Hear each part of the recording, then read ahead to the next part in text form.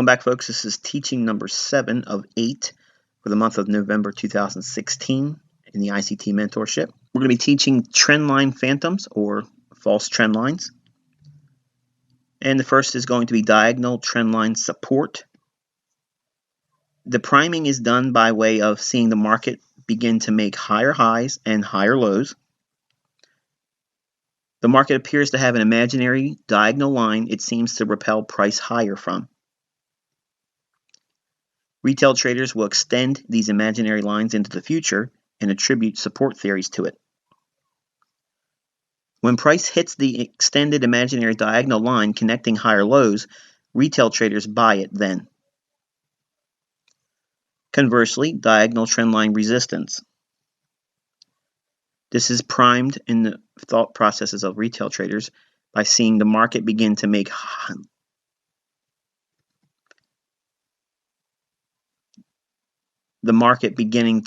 lower highs and lower lows. The market appears to have an imaginary diagonal line it seems to propel price lower from. Retail traders will extend these imaginary lines into the future and attribute resistance theories to them. When price hits the extended imaginary diagonal line connecting lower highs, retail traders short at that moment.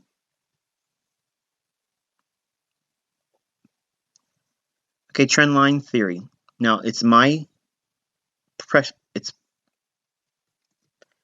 perspective that there's no basis on trend line theory in the form of diagonal support or diagonal resistance.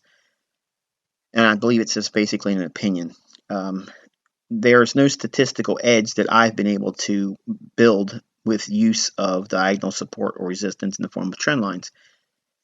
Now, I've been doing this for 24 years coming up, and just about the end of the month we're actually producing this video in, I will have been a trader for 24 years. And in 24 years, I've done a lot of things in analysis. And I was indoctrinated with trend lines when I first started. And to me, it made perfect sense because I could see it in the past. And all the books give us perfect examples where it all works. But when we try to use the trend line idea, which lows do you draw connections to? Which highs do you draw connections to? And quickly, all of a sudden, it's like, well, maybe this isn't as easy as I thought it was. But does price have an awareness of the point of trendline support? Or does price have an awareness of the point of trendline resistance? I'll submit to you that it does not. Price has no awareness of your trend line. Price doesn't respect what you have on your charts. Price only respects where the actual liquidity is in the marketplace.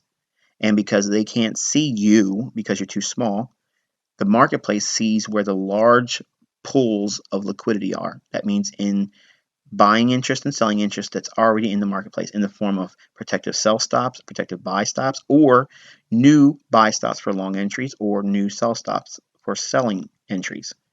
That's the only thing that makes price move. And it's going to be hinged and framed on the context of who is in play right now, what smart money entity has the control of the marketplace at the moment. Is it going higher based on their book being bullish, or is it going lower based on their book being bearish? And that's what this mentorship teaches. It gives you those ideas to go into seeing where price is most likely going to go. And we don't subscribe to down-sloping trend lines or up-sloping trend lines to formulate ideas in which we find support or resistance based on that idea. Do banks associate value or prognostication on the basis of trendline theory? I'll submit to you, no, they do not. Now, for some that are in the financial industry, maybe you're working at a bank, maybe you have used them in the past and you've had success. I'm telling you, the banks don't have any association or prognostication placed on valuing a trend line level on a diagonal basis. And the reason why is because it's so subjective. You are associating future price movement to a level that hasn't been traded to yet. You're doing it on the basis of connecting two reference points in the past that don't have any bearing on what the future price is going to do. It has nothing. That high that you connected to a lower high when you're looking for resistance or downtrending trend line resistance, that third time it supposedly comes up to that line What makes you so confident that it's going to go down at that point? Just because you drew the line on your chart? The the banks don't care what you're scribbling all over your charts. They don't care about that. They're not aware of it, okay? But what they are aware of is sentiment that shifts and builds around those levels because it's going to be many times being replicated on the fund level. Funds will get beat up. That's the basis of trading. Large traders are the prey. That's where the markets go. They go for their orders, not for our little orders, not for our little liquidity, okay? But because we learned to trade and herd like the fund traders, we are many times are casualties of that war between smart money and large funds. That's the business model that goes on. Large funds are cannibalized at reversals, but they're permitted to facilitate long-term trends when the markets are in that environment. But trend lines are not the key to it. Is the very nature of trend lines flawed at its core? I will submit to you that yes, it is. Because it gives too many dangling carrots in front of the trader's eyes, thinking that, okay, this is going to be an easy setup, so therefore let me go in here and sell at this resistance trend line, or let me buy at this diagonal support trend line. It's not that easy, folks. But many times our charts will paint these beautifully disguised opportunities that are impossibilities. Knowing this, how can market makers capitalize on this fallacy in price action?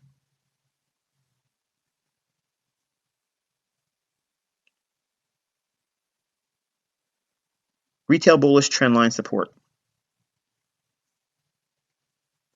In periods when price is making higher lows and higher highs, the use of trendline support will be adopted by retail traders. The influx of weak-handed or less informed money at an area or price level provides liquidity for the market maker. The chart may appear bullish, but the underpinnings are in fact the opposite. The retail crowd will buy at a moment when price will be devoid of support. Price will collapse and leave the retail trader long with drawdown in the trade. When that third touch of that uptrend line is seen in price action, many times I get dialed in expecting the high that forms between the low at the second time it hits the trend line and the third time it hits the trend line, that high in between, I aim in that high for a bearish order block, or I will be allowing price to just briefly poke its head above that high for a turtle soup, especially if the higher time frame charts that I use for my analysis indicate that we are not in a bullish environment, but the lower time frames will many times paint these beautifully illustrated uptrend diagonal support lines. So what I'm trying to do is I'm focusing in on when the market maker sets their traps for a sell scenario. Many times that high in between the low that forms at the second retouch of that trend line and the third touch of that trend line, the high in between, there is going to be a sell scenario that I'm aiming for in that. I'm looking for a bearish order block, or I'm looking for maybe sometimes on a lower time frame, I'm looking for a breaker, a bearish breaker, where the market has shown a willingness to rally up to take out an old high that's on a lower time frame that may not be seen as clear with that high in between point number 2 and point number 3. All I'm looking for is a reason to be contrarian, because if the trend line looks so obvious, to me, I look at that as a trap. Retail bearish trendline resistance. In periods when price is making lower lows and lower highs, the use of trendline resistance will be adopted by retail traders. The influx of weak-handed or less informed money at an area or price level provides liquidity for the market maker. The chart may appear bearish, but the underpinnings are in fact the opposite. The retail crowd will sell at a moment when the price will be devoid of resistance. Price will rally and leave the retail trader short with drawdown in the trade. Between the high formed at point number 2 and point number 3, the low in between those 2 points, I'm going to be aiming for a reason to be a buyer down there, because I will submit to you that if the higher time frames are indicating the higher price is most likely going to be in the near term, and we're trading at higher time frame support levels based on order blocks or institutional order flow, I'm looking for that low between high 2 and high 3. I'm looking for a bullish order block at that low in between the 2 points. And while price may drop down into that old low just by a little bit, but not get down to that low altogether, I will be looking for a bullish order block to buy. Or I will accept a break just below that low for a turtle soup long entry, or basically a run on the sell stops. Many times the market will break through. Now, a point at which I want to draw attention to is the second point at which you have that trend line. In other words, that the first high you see, and then it comes down and makes a lower high at number 2, and it trades lower, and you think it's going back up to make a number 3 point high that's lower, or 3 times touching on that downtrend. When the market rallies, I'm actually going to be looking for a move up into that second high, because that's where a lot of the buy stops are going to be residing. The same thing said, just an opposite, when we're looking for that sell scenario in bullish trendline support. Retail is going to be looking for it to go higher. I'm looking for it to go down below point number 2. That's where everyone's stop loss is going to be. Now, when you think about it like this, trend lines in the form of diagonal basis, support or resistance, it's really a toss-up. Do you have confidence that the trend line that you're drawing is going to really provide support or resistance? Think about it. It's really associated closely to flipping a coin. Heads, you're going to be a buyer, and guess what? Tails, you'd be a seller. You're back to the same equation of chance, and we do not trade with the perspective of chance. When we trade, we look at the marketplace to provide clues in which the smart money is going to be utilizing the liquidity that's made available for willing or unwilling liquidity in the form of the funds and uninformed money. You have to think like that liquidity provider. Price is delivered to engineer efficiency for the smart money entities only. Okay, folks, let's take a look at examples here. Okay, I want you to take a look at this high right here. Okay, price has a nice run away from that. So we have a very nice intermediate term high with an impulse price swing moving lower. And we have a gap in here, fair value gap from the low of this candle to the high of this candle. There's only been down movement with this candle's body. And we're going to highlight this whole area in here. And we're going to reference the low of that candle right here. Okay, so we're going to watch price as it trades. That's just a reactionary level that we're going to be waiting for in the future. So this is how we stalk a setup. Price starts to rally up, trades right into that 52.34 level right there. That day it occurs is December 11th, 2015. Okay, over here on the right hand side, we have the 15-minute time frame for December 11th, 2015. And we're going to delineate that same high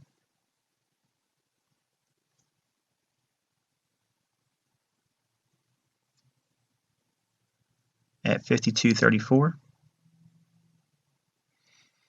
You can see price hitting it right here.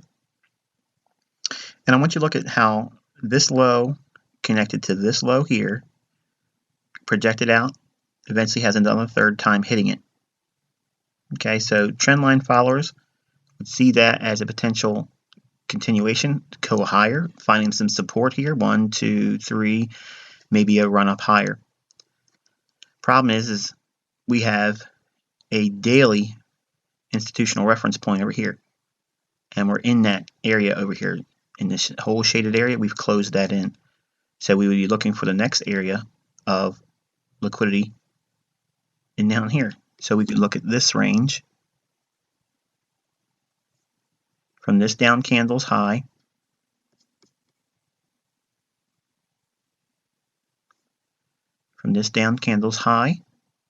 up to this down candle's low. between this candle's high and this candle's low, it's only been one pass on the upside. So we're going to be looking for price to want to come back down into this candle's high in the form of 50, 60. Okay, so 150, 60 level. So we know that there's a possibility to see price want to drop lower based on liquidity. We have trend lines in here that would be reasonable in terms of what retail would be drawing, expecting some bullish prices. Let me show you what it may look like at the time when it was forming. Okay, you have a low here. They're finding some support here, old high back here. So they could reasonably expect to see this to trade higher. Problem is the only thing it's done is move back up into the last up candle here, which is a bearish order block right there. So using the market efficiency paradigm, we don't see this as trendline support. We see this as a return up into a reason to get short more and the market breaks lower.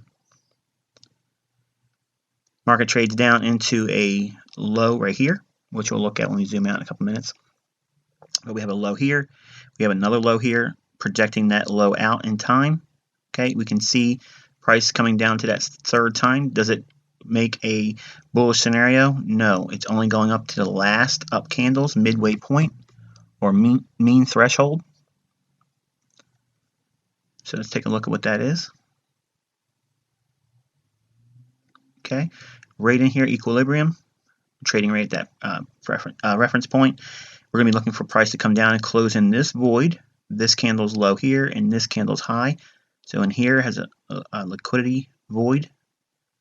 And we have sell stops below this low here. Again, remembering that we're focusing on the idea on the daily chart, like a bank would, looking for 150, 60 level. So up here, we're looking at this market move higher. Anything that would be viewed as support on diagonal basis on a trend line, we're going to look at that as suspect. And buyers are going to come in here in a big influx. We're going to have wonderful opportunities to be sellers to them. Market trades up into the equilibrium. One more time, pierces the high, turtle soup. Sells off, and it trades one more time down into this level in here. So I'm going to zoom out a little bit to a 30-minute chart. You can see that other trend line. So we have a low here, extend it out in time. Here's another low, and price comes down, hits it here. Is that a buy? No, it's only coming back up into this last up candle, bearish order block, sell here. Do not see this as a bullish scenario because of trend lines, because we're expecting this area here to promote selling. Okay, it's in an area in which we're going to be looking for a sell-off. Price does in fact sell off, and you see the bearishness here. It runs back above an old high, turtle soup, or bearish order block. Okay, because we're using a higher time frame setup over here, your stop would provide you an opportunity to put a stop above an old high back here. Price accelerates, goes through what would be considered trendline support, and ultimately down into the 150, 60 level right here. And as you can see it over here. So let's take a look at some downtrending or bearish trend lines that are actually buy scenarios. Okay, folks, we have a nice run up here.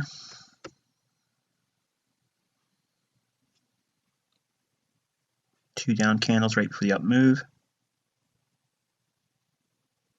Okay, so we have 143.85 or thereabouts. The opening price on here is 143.84, so we'll round it to 43.85. Okay, and we have a down candle. It hits 43.85. So we're going to add 43.85 to our lower time frame chart. So 43.85, we see price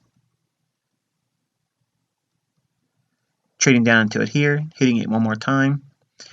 We have a high, we have a lower high, and the third time price hits it here. Do we see this as a sell? No, we don't. We see it as a potential turtle soup long here, or a return back to bullish order block. So we could be a buyer at 43.85 or 43.90 on a limit, or if we can get a fill at 43.80 or lower, you can be a buyer down there with the expectation that this is a false trend line, and we would be looking for this high in here. That's the second one. So anyone would be short, all their protected buy stops will be above this high in here. Price rallies away, comes up real close to this high in here. One more retracement lower.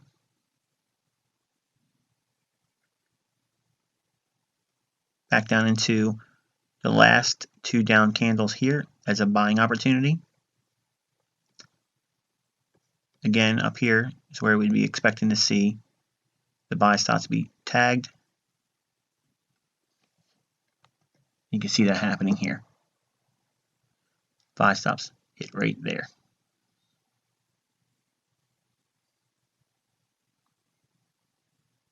You can see that happening here. Buy stops hit right here. Then you'd be permitted to see lower prices because we've seen the highs taken out here for the form of a buy stop raid, and then now the liquidity below here would be allowed to be tested. And you see that happening there. Here's another example. We have a nice down candle here, bullish order block. It's validated when this candle trades above this down candle's high. The very next candle we trade up again. In the third candle, we see it opens here and trades down into the body of this down candle. The mean threshold is approximately 144 big figure, and the open comes in at 144.46 on this down candle. So we have 46 pip range in here. And the day on this candle is the 18th of May of 2016. We see the 18th of May here, okay, and we see the high, a lower high, can extend that out in time. Does price sell off here? A little bit, but then it comes up, pops through one more time. So traders that even see this as a downtrend that maybe have been broken, they may see this as a return back down into it to be a buyer, and they're wrong there as well.